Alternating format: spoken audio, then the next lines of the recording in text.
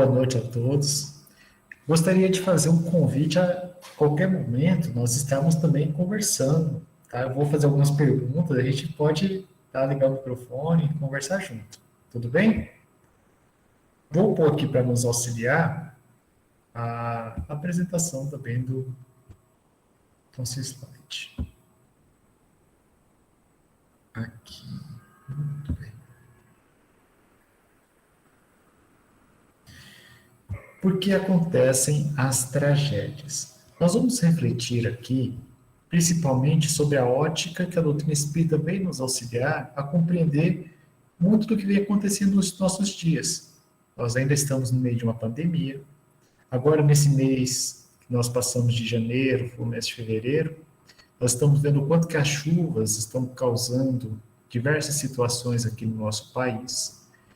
E ao longo da nossa história, nós também passamos por diversas situações aonde muitas vidas são ceifadas.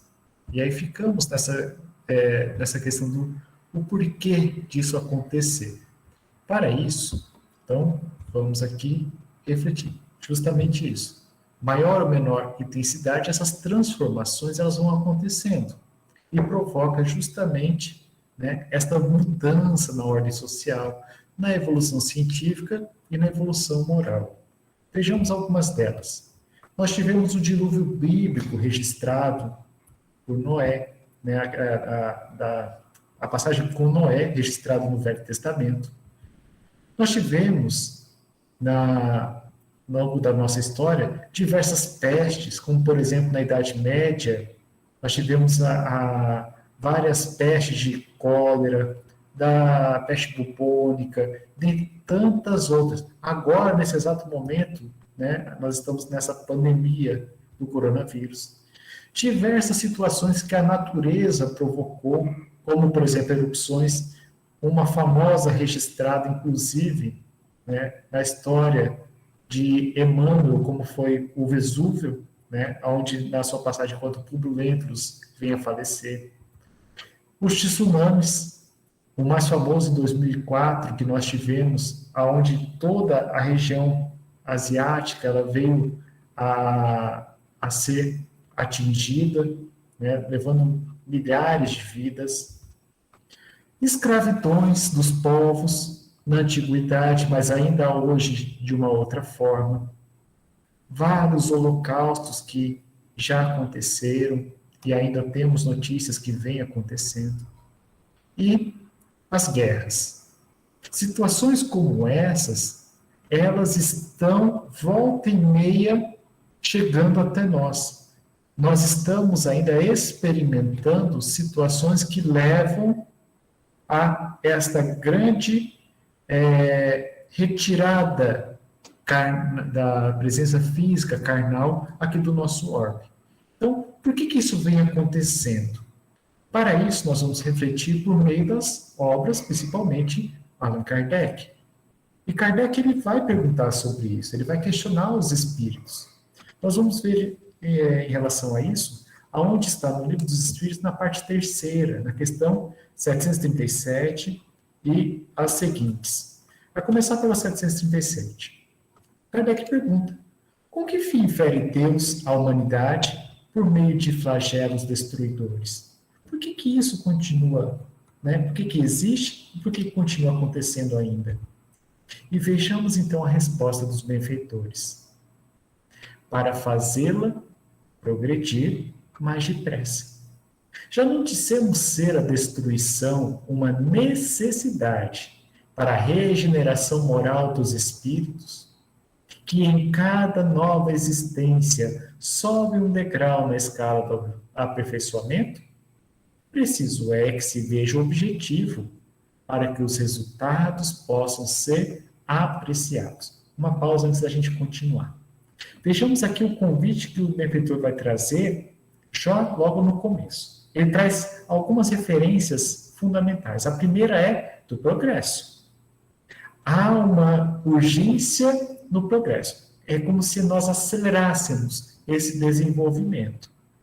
Outro ponto, a lei de destruição. É uma lei natural. Então, é um convite a nós estarmos mudando a nossa forma de nos relacionarmos com o momento da perda física. E a perda física não só apenas das questões materiais, como também da perda física do contato com aqueles a quem nós temos a proximidade. Então, essa percepção da transitoriedade da matéria. Mas nesse mesmo ponto ele traz a regeneração moral. O grande compromisso nosso, enquanto espíritos, é a nossa evolução moral. Nós vamos perceber que quando Allan Kardec ele vai trazer nos caracteres do homem de bem, o Evangelho segundo o Espiritismo, lá vai falar que a grande conquista nossa não é aquilo que nós temos do aspecto cognitivo, do quanto livros nós estudamos, do quanto de obra nós fizemos, mas do quanto nós fizemos desta autotransformação. Reconhece o verdadeiro espírita pelos esforços que realiza, que empreende em domar as suas más inclinações, ou seja, esta regeneração moral. E aí, a forma gradativa que isso vai acontecendo é por etapas, degraus de evolução. Então, o convite a olharmos à frente, a adiantarmos a nossa visão diante da situação, para que a partir daí nós possamos ter a compreensão profunda de quem nós somos, de quem é aqueles que estão à nossa volta passando pelas situações. E mais ainda, o amparo maior que chega a todos do aspecto da divindade, quando ninguém fica desamparado. Qual é o objetivo principal de tudo isso que está acontecendo? Qual que é o objetivo principal? Hoje nós estamos passando por uma pandemia que já mudou significativamente a direção que a humanidade estava caminhando. E aí, então, vem essa ótica espírita. Somente do vosso ponto de vista pessoal, os apreciais. Daí que vem o que os qualificais de flagelos. Ou seja, é a visão nossa, enquanto encarnado, que está trazendo isso quanto um flagelo, por efeito do prejuízo que vos causam. Essas subversões, porém, são frequentemente necessárias. Vejamos o porquê. Para que mais pronto se dê o advento de uma melhor ordem de coisas e para que se realize em alguns anos o que teria exigido muitos séculos. Então, é a partir daí que nós vamos ter uma aceleração do nosso desenvolvimento, naqueles vários aspectos, científico, intelectual, mas, sobretudo, moral. Nós vamos ver, por exemplo, as grandes contribuições recentes. A humanidade, nesse último século, século XX, avançou muito, mas muito desse avanço se deu em virtude de situações de flagelo. Tivemos 2 guerras mundiais.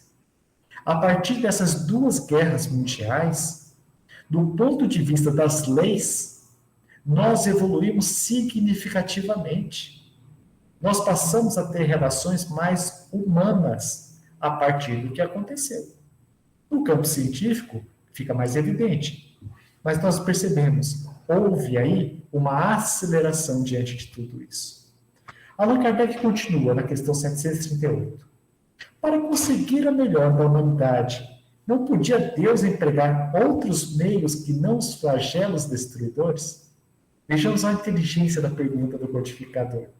Já que ela vem com essa função de acelerar o que anos iria acontecer, não tem outros meios? Será que essa única opção que a divindade oferece para nós? Olha só. Sim, e os emprega todos os dias, pois que deu a cada um os meios de progredir Aqui vem a palavra-chave. Pelo conhecimento do bem e do mal. O homem, porém, não se aproveita desses meios. Necessário, portanto, se torna que seja castigado no seu orgulho e que se lhe faça sentir a sua fraqueza. Ao tempo todo nós estamos tendo a oportunidade de realizarmos o caminho do bem, que é o quê? Esse desenvolvimento, este progresso constante de todos nós. Mas muitas vezes nós ficamos fechados nesse circuito dos nossos velhos hábitos. Nós ainda continuamos a reproduzir um comportamento voltado ao desamor. E a vida é esse convite constante ao amor, à entrega, à realização. Necessário, então, as consequências disso. Nós vamos ver aqui, nesta obra fantástica, chamada Transição Planetária, aonde Manuel Filomeno de Miranda vai narrar exatamente aquele episódio de 2004 de tsunami que atingiu principalmente a Indonésia. Foram mais de 200 mil vidas que tiveram a sua encarnação encerrada nesse período. O prejuízo financeiro foi imenso. A ordem das coisas ali demorou-se muito até reconduzir. E aqui nós vamos perceber a fala que Filomeno vai trazer deste momento, do porquê disso acontecer. Por que nós chegamos a ter o tsunami que aconteceu em 2004. Vejamos a fala dele. As causas e razões dos desequilíbrios que se dão no planeta com frequência, ensejando tragédias coletivas, bem como aquelas produzidas pelo ser humano, e constata que é necessário que tudo se destrua, a fim de poder renovar-se. A destruição, portanto, é somente produzida para a transformação molecular da matéria, nunca atingindo o espírito, que é imortal. Desse modo, as grandes calamidades de uma ou de outra procedência têm por finalidade convidar a criatura humana à reflexão em torno da transitoriedade da jornada carnal em relação à sua imortalidade. Aqui ele vai falar muito desse nosso aspecto de estarmos muito fechados nesse circuito mental do que o importante é aquilo agora. Às vezes nós temos a consciência de que não é isso, mas nós não vivemos dessa forma. Muitas vezes nós espíritas, ficamos muito direcionados a termos que realizar com urgência a nossa vida profissional, a termos que ter uma segurança financeira irredutível, aonde eu tenho que ter aqueles momentos de prazer, o meu momento de escape. E aí nós vamos perceber que qual é o convite profundo? E geralmente são essas situações que dão em nós aquele choque de realidade. É a consequência de termos nos afastado do centro. É importante nós termos um direcionamento da carreira profissional, é fundamental. Porque se nós não estivermos bem remunerados, oferecendo uma boa estrutura para termos uma tranquilidade de bem viver, nós estaremos ocupados nessa sobrevivência. É importante. Agora, quanto tempo eu tenho dedicado das minhas 24 horas a isso? Será que não está me sobrando tempo ali, me faltando tempo para dedicar às questões espirituais, às questões morais? Mais do que isso, como eu tenho empreendido esse tempo, ainda que seja no trabalho? Eu estou fazendo isso de uma forma honesta, do bom aproveitamento do tempo, das relações, das situações? Então vejamos que esta lei da destruição, ela é uma lei necessária, mas que atinge apenas o que é transitório.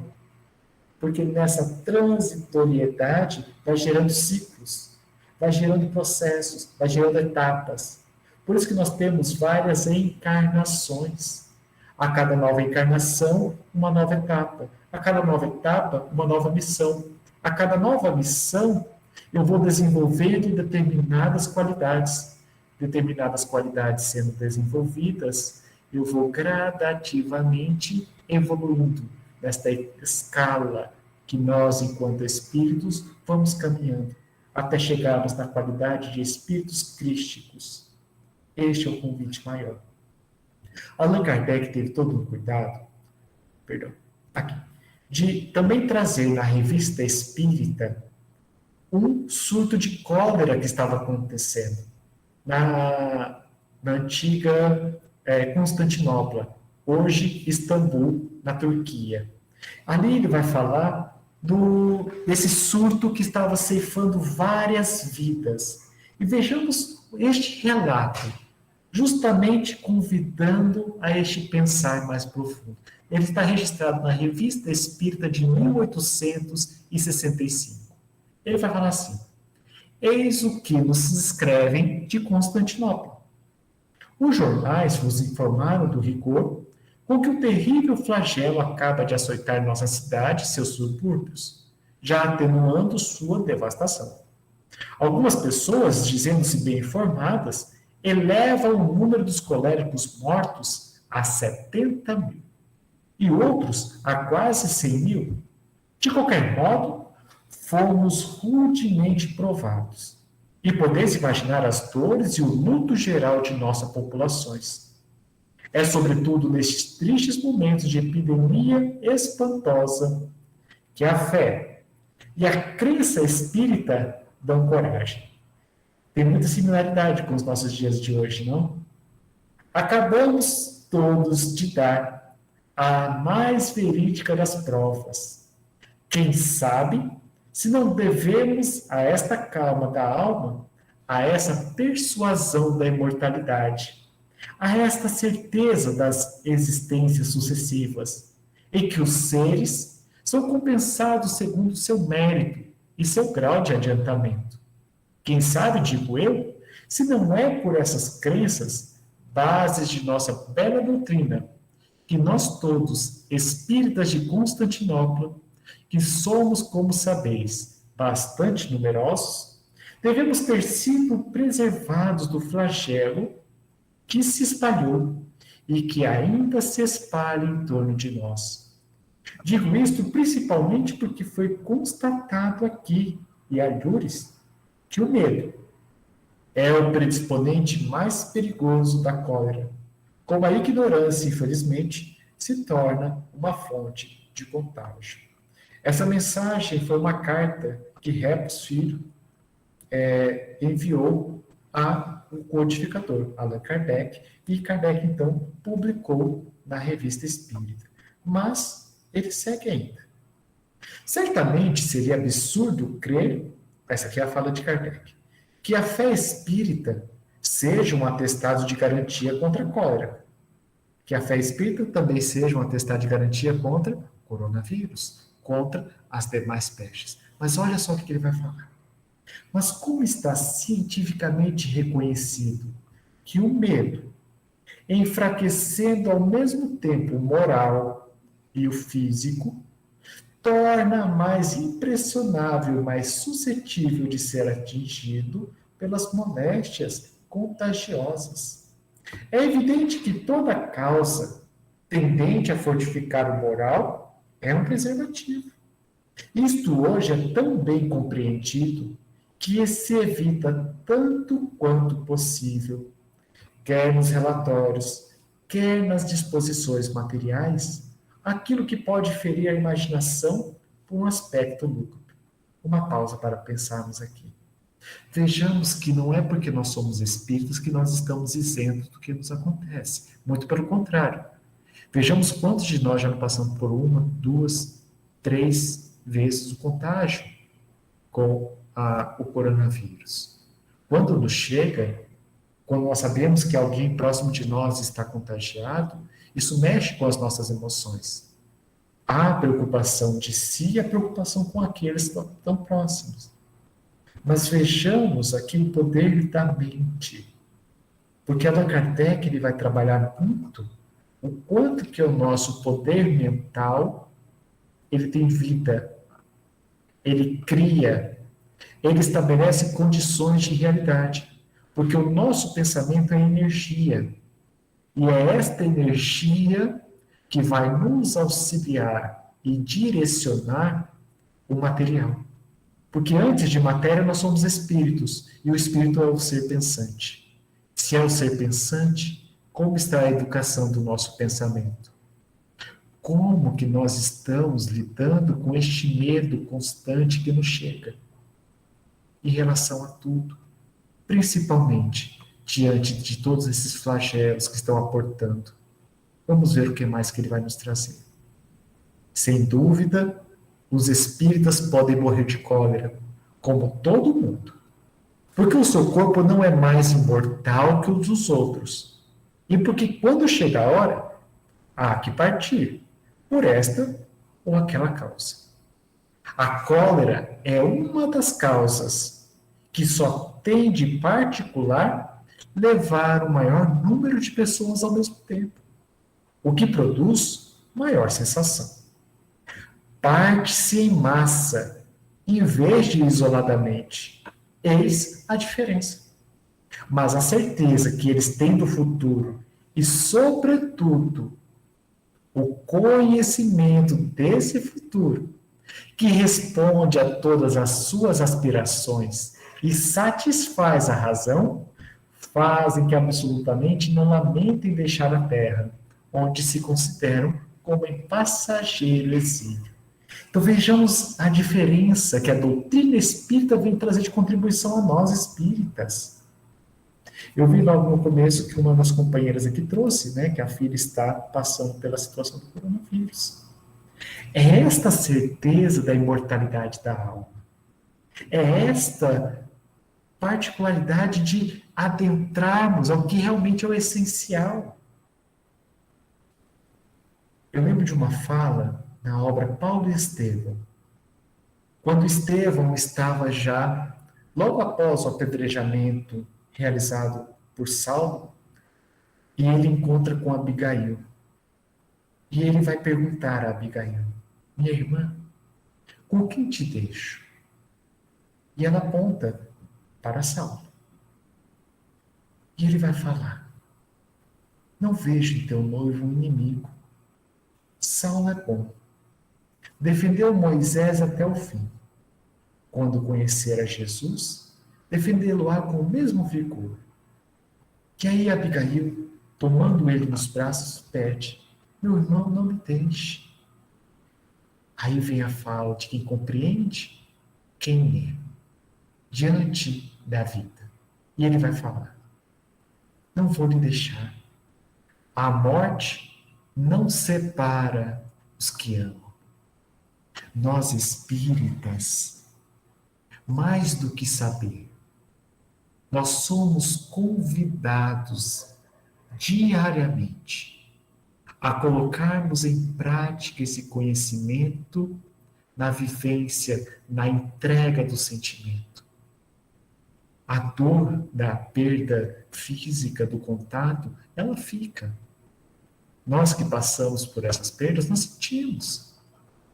Mas nós temos a certeza de que o corpo tomba, a alma permanece, como vai falar Camille Flammarion. Nós somos seres imortais, viajores do tempo. A doutrina espírita traz para nós este bálsamo. E nós somos convidados a colocar em prática, no nosso sentimento, no nosso pensamento, na nossa vivência. Ele avança. Enquanto em presença da morte, o incrédulo só vê o nada, ou pergunta o que vai ser de si, o espírita sabe que se morrer, apenas será despojado de um envoltório material, sujeito aos sofrimentos e às vicissitudes da vida, mas que continuará sendo ele, mesmo com o corpo etéreo, inacessível à dor. que desfrutará de percepções novas e de maiores faculdades, que vai reencontrar os que amou e que o esperam no sólido da verdadeira vida, da vida imperecível. Olha aqui nos convidando a perceber qual é a verdade, qual é a realidade maior de todos nós. O tempo aqui na Terra é transitório, por isso a função do tempo. O tempo corre, ele passa, novas oportunidades chegam, transitório. Para quê? Para que aquilo que realmente nós somos, a nossa essência prevaleça. A semelhança do lapidário que vai passando o cinzel e vai lapidando o diamante, as experiências pelas quais nós vamos passando, vai lapidando essa nossa ignorância, que muitas vezes não é só a ignorância do conhecimento, mas dessa entrega àquilo que eu já sei. Conforme a leitura inicial, do que eu tenho feito desses recursos? Do que eu tenho feito do recurso de ser espírita? Uma pequena e singela fração da população global. 8 bilhões de habitantes nós estamos chegando. Quantos são espíritas? E eu tenho a oportunidade de estar com esse conhecimento do que eu estou fazendo, do recurso que me chega. Então eu sou convidado, praticamente convocado, a acessar este dever, conforme o Espírito Lázaro vai trazer em o Evangelho segundo o Espiritismo. A colocar este dever de estar em sintonia com a minha consciência, atuando enquanto espírito temporariamente encarnado. Quem quer que tenha lido e meditado nesta obra, nossa obra, O Céu e o Inferno, segundo o Espiritismo, sobretudo o capítulo sobre as apreensões da morte, compreenderá a força moral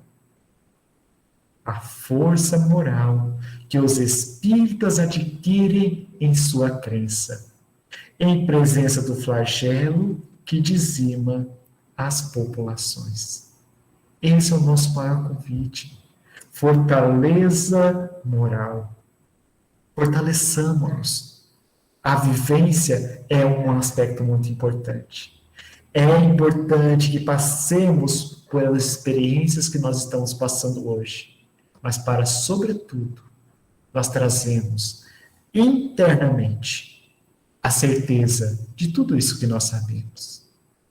Segue-se que vão negligenciar as precauções necessárias em caso semelhante e baixar a cabeça diante do perigo? Absolutamente não. Olha aqui o codificador nos convidando a utilizar da ciência, a seguir aquilo que a ciência organiza. Hoje, qual que é o grande convite nosso? Estamos usando as nossas máscaras para estarmos convivendo na sociedade. Então, é este convite, ó. Eles tomarão todas aquelas que são aconselhadas pela prudência e por uma higiene racional. Aqui a higiene racional é esse convite, não apenas a parte física, mas aqui, quais são os pensamentos que eu tenho nutrido nesses dias? Porque não são fatalistas, e porque se não temem a morte, sabem que não devem procurá-la. Ora, desprezar as medidas sanitárias que podem preservá-los seria um verdadeiro suicídio, e cujas consequências conhecem muito bem, para eles se exporem. Consideram como um dever velar pela saúde do corpo, porque a saúde é necessária à realização dos deveres sociais. Então, Allan Kardec também vai nos convidar a estarmos cuidando dessa nossa morada, deste veículo, instrumento do nosso caminhar aqui na Terra, encarnados. E finaliza. Se buscam prolongar a vida corporal, não é por apego à terra, mas para ter mais tempo para progredir, melhorar-se, depurar-se, despojar-se do homem velho e adquirir maior soma de méritos para a vida espiritual. Uma pausa aqui também.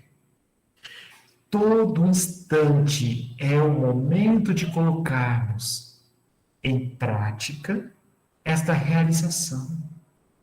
Quantos costumes eu ainda trago lá do meu passado? Quantas coisas eu ainda venho cultivando? Sempre é tempo de renovar-se, principalmente aqui.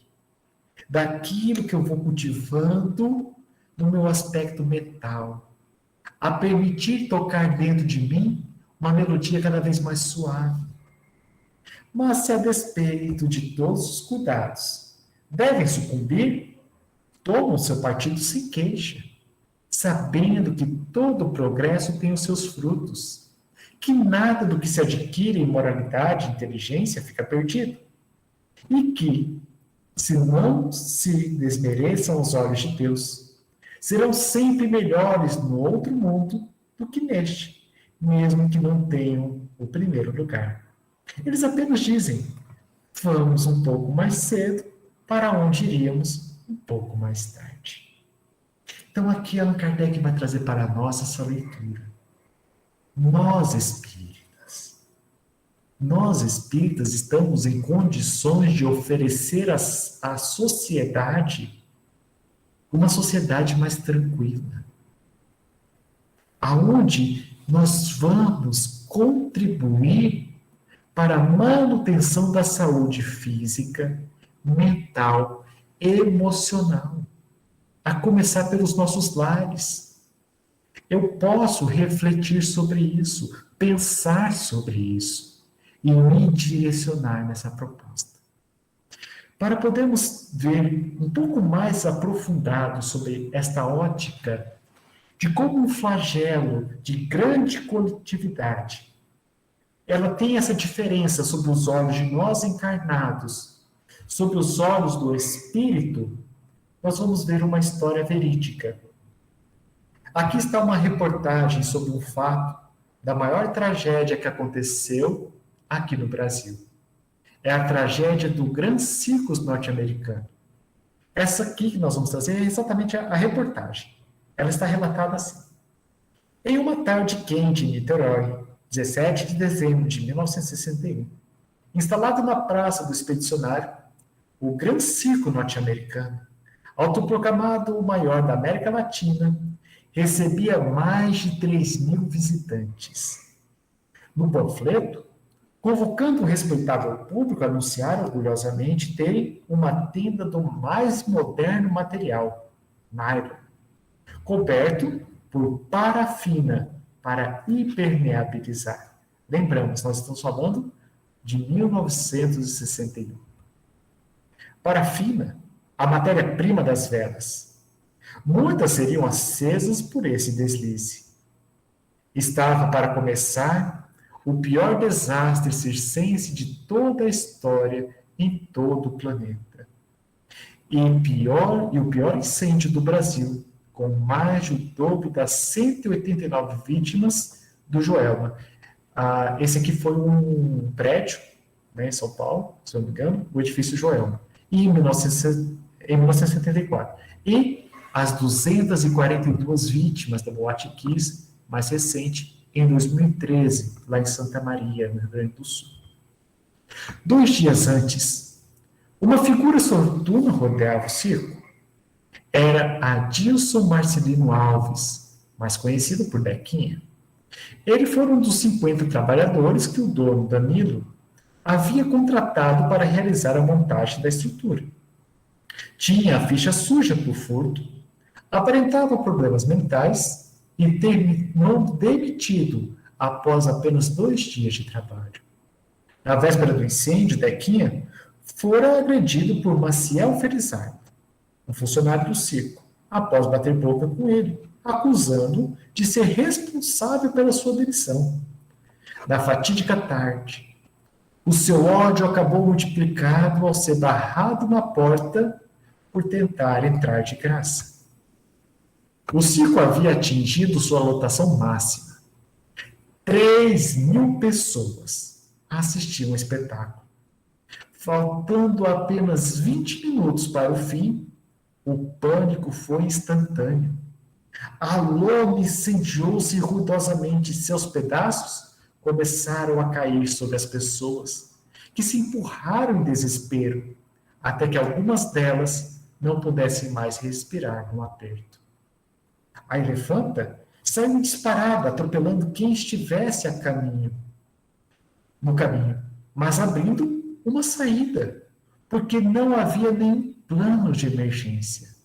Em pouco mais de 5 minutos, a lona foi totalmente consumida pelo fogo e, de imediato, 372 pessoas jaziam mortas. As outras, num total oficial de 503 vítimas, morreriam depois. Essa notícia ela foi publicada mais recente contando essa história. Ela está no site Aventuras na História, do dia 17 de dezembro de 2019. Essa mesma história está relatada através das mãos de Francisco Cândido Xavier sob a ótica imortal, narrada por Humberto de Campos no livro Cartas e Crônicas. O mesmo evento. Vamos ver o que isso aconteceu na ótica imortal. Ele vai falar no título chamado Tragédia do Circo. Naquela noite, da época recuada do ano de 177, o Concílio de Lyon, na França, regurgitava de povo. Não se tratava de nenhuma das assembleias tradicionais da Gália junto ao altar do imperador, e sim de compacto ajuntamento. Marco Aurélio reinava piedoso, e embora não houvesse lavrado qualquer resolução em prejuízo maior dos cristãos, permitira se aplicassem na cidade, com o máximo rigor, todas as leis existentes contra eles. Vale lembrar que a partir do ano de 64 começaram as perseguições aos cristãos, iniciada por Nero. E desde ali até mais ou menos o ano 300, se não me engano, mais ou menos isso, houveram essas perseguições. Posso estar enganado em relação até quando que foi, mas foi a partir de Nero, no ano 64. E desde ali, então, começaram todos os tipos de perseguições aos cristãos. Os cristãos eram considerados inimigos do Império Romano. Vejamos o que aconteceu. Ninguém examinava necessidades ou condições. Mulheres, crianças, velhos e doentes, tanto quanto homens válidos e personalidades prestigiosas, que se declarassem fiéis ao Nazareno, eram detidos, torturados e eliminados sumariamente. Através do espesso casario, a montante da confluência do Ródano e do Somme, multiplicavam-se prisões, e no sopé da encosta mais tarde conhecida como Colina de Fouvier, improvisara-se grande circo, levantando-se altos tapumes em torno de enorme arena. As pessoas representativas do mundo lionês eram sacrificadas no lar ou barbaramente espancadas no campo, enviando-se os desfavorecidos da fortuna, inclusive grande massa de escravos, ao regozijo público.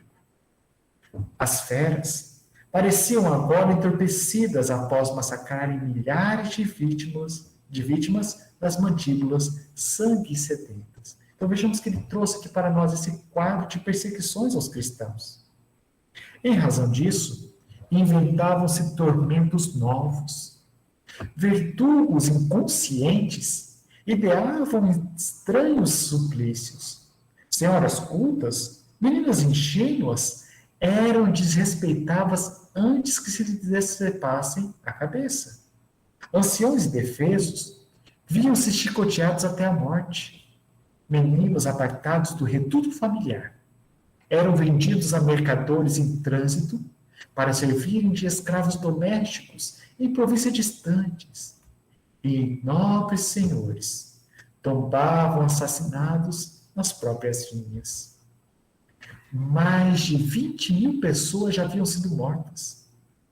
Naquela noite, aqui acima referimos, logo no começo, anunciou-se para o dia seguinte a chegada de Lúcio Galo, famoso cabo de guerra, que desfrutava atenções especiais do imperador, por ser havido distinguido contra a usurpação do general Avídio Cássio, e que se inclinava agora a merecido repouso. Imaginaram-se para logo comemorações a caráter. Por esse motivo, enquanto lá fora se acontedavam gladiadores, trovadores, o patrício Álcio Plancus, que se dizia descendente do fundador da cidade, presidia a reunião a pedido do proprietor, programando os festejos. Então, estávamos naquele momento onde iria receber Lúcio Galo, né, e teria então esta comemoração. E nesse caso, Álcio estava organizando como seria essa comemoração. Além das saudações diante dos carros que chegarão de Viena, dizia algo trocado pelo vinho abundante. É preciso que o circo nos dê alguma cena de exceção. O lutador sétimo poderia regimentar os melhores homens. Contudo, não bastaria renovar os quadros de atletas. A equipe de dançarinas nunca teve melhor, aventou Caio Marcelino, o antigo legionário. Sim, sim, concordou Alcio. Instruiremos Mussônia para que os bailados permaneçam à altura. Providenciaremos um encontro de auroques, lembrou Pécio Níger. Auroques, auroques, clamou a turba em aprovação. Excelente lembrança, falou Plancus em voz mais alta. Mas em consideração ao visitante, é imperioso acrescentar alguma novidade que Roma não conheça. E um grito horrível nasceu da Assembleia. Cristão às feras! Cristão às feras! Acerenando o vozerio, tornou o chefe do conselho. Isso não constitui novidade, e há circunstâncias desfavoráveis. Os leões recém-chegados da África estão preguiçosos. Sorriu com malícia. Ouvi, porém, alguns companheiros ainda hoje, e apresentaremos um plano que espero resulte certo. Poderíamos reunir nesta noite há aproximadamente 1000 crianças e mulheres cristãs, guardando-as nos cárceres. E amanhã, coroando as homenagens, ajuntá-las-emos na arena, molhadas em resinas e devidamente cercada de farpas embebidas em óleo, deixando apenas passagem estreita para a liberação das mais fortes.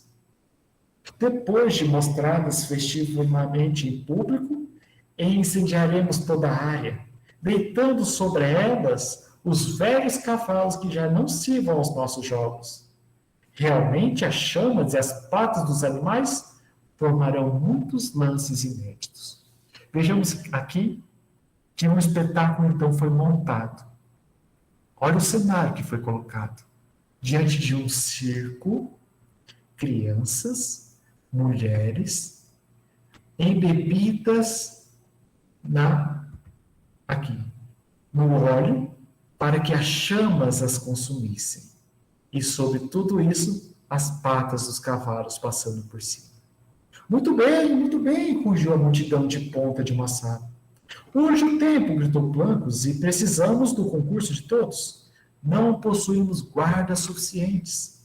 E erguendo ainda mais o tom de voz, levante a mão direita quem esteja disposto a cooperar. Centenas de circunstantes, incluindo mulheres robustas, mostraram destra ao alto, aplaudindo em delírio. Encorajado pelo entusiasmo geral e desejando distribuir a tarefa com todos os voluntários, o dirigente da noite enunciou sarcástico e inflexível. Cada um de nós, traga um. Estas pragas jazem escondidas por toda parte. Caçá-las e exterminá-las é o serviço da hora. Durante a noite inteira, mais de 1000 pessoas, ávidas de crueldade, vasculharam residências humildes. E num dia subsequente ao sol vivo da tarde, largas filas de mulheres e criancinhas, em gritos e lágrimas, no fim de soberbo espetáculo, encontraram a morte, queimadas nas chamas alteadas ao sopro do vento, ou despedaçadas pelos cavalos em correria. Quase 18 séculos passaram sobre o tenebroso acontecimento. Entretanto, A justiça da lei, através da reencarnação, reaproximou todos os responsáveis, que em diversas posições de idade física se reuniram de novo para a dolorosa expiação a 17 de dezembro de 1961, na cidade brasileira de Niterói, em comovedora tragédia no circo. Humberto de Campos, então, vai nos trazer que, sob essa ótica maior, a tragédia pela qual se está passando não é apenas uma tragédia, mas também um processo de reparação. Ninguém passa por aquilo que não esteja na sua conta. Se hoje nós somos visitados, ou conhecemos aqueles que estão sendo visitados por essas tragédias, tenhamos certeza de que não é por injustiça, mas por reparação. Não é à toa que isso está acontecendo, mas eu posso escolher como eu quero passar por isso. Qual é a minha contribuição? Para finalizar, em O Céu e o Inferno, Allan Kardec vai nos trazer 3 direções fundamentais diante disso. Isso está registrado onde ele vai falar do Código Penal e da vida futura. Ele fala: apesar da diversidade dos gêneros e dos graus de sofrimento dos espíritos imperfeitos, que é a nossa condição, o Código Penal da vida futura pode resumir-se nesses 3 princípios. O sofrimento está vinculado à imperfeição. É ainda uma característica de onde nós estamos. Nós ainda estamos na 2ª categoria evolutiva, de um mundo de provas e expiações. Nós estamos transitando para a 3ª categoria, mas nós ainda pertencemos à 2ª. Então, a imperfeição, uma das características dela é o sofrimento. E toda imperfeição e toda falta que dela decorre traz consigo o seu próprio castigo por suas consequências naturais e inevitáveis, como a doença decorrente dos excessos, o tédio da ociosidade, sem que haja necessidade de uma condenação especial para cada falta e cada indivíduo. Lei de causa e efeito. Mas há um sentido por trás de tudo isso. Se faz parte, há um porquê estamos passando por isso. Não é à toa, não é castigo, é um convite. É um convite que a vida nos faz a algo. Para cada um, este algo é único. Todo homem, podendo desfazer-se das imperfeições, pelo efeito de sua vontade, pode poupar a si mesmo, os males que delas decorrem e assegurar a sua felicidade futura. Tal é a lei da justiça divina, a cada um, segundo as suas obras, como no céu, como na terra. Assim nós finalizamos, convidando a todos nós a pensarmos: a minha maior responsabilidade é comigo. Qual o destino que eu quero dar ao que está acontecendo? Diante de tudo isso, eu posso escolher como eu quero passar. Qual é a minha contribuição à humanidade, à vida, diante de tudo? Principalmente enquanto espírita. Não é qualquer contribuição que eu posso dar. Eu não preciso ficar na mesmice. Eu posso fazer diferente. Uma gratidão a todos, nossa gratidão por estarmos juntos refletindo nesses assuntos.